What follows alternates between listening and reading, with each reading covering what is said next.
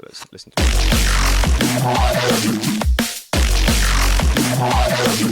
Okay, so that's some simple stuff. Now let's do some routing.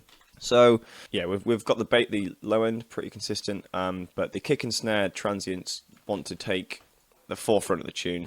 So I send everything apart from those two things, the kick and snare transients, the kick and snare in general, to a bus that I can then sidechain. So let's do just that. Create a group called sidechain group. So this is going to have a ProC on it, which is a native, a FabFilter plugin.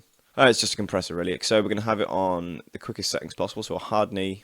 We're going on to expert. And so usually the internal sidechain just means it's going to be triggered by the audio coming into it, and then the threshold determines when the compressor starts.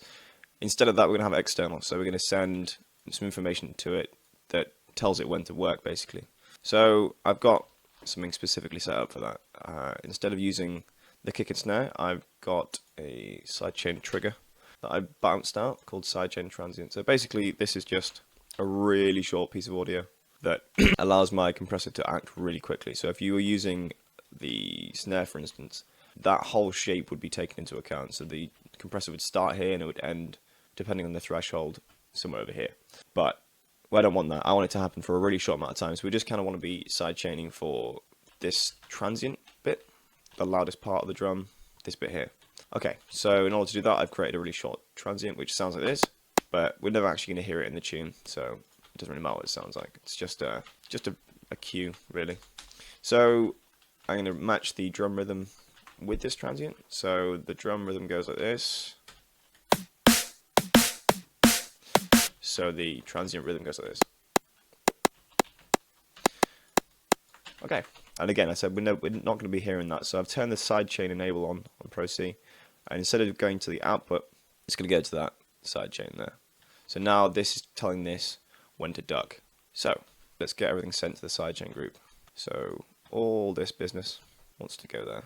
So if I quick link and then sidechain group. Okay, so well, that didn't work. Quick link. There you go. Okay, so now this group should have all the audio apart from the kick and snare, which I'd say it does.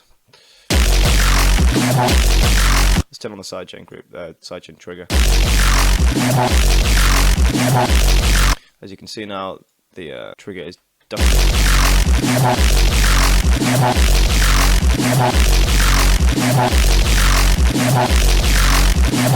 Cool. So we've got it on the quickest settings possible, so it's just reacting just around that. Let's bring the kick and snare back in. Of course, it's a bit distorted. If you leave auto on, it's going to boost the gain after the compressor, which is why it's distorting so badly. So we'll take that off.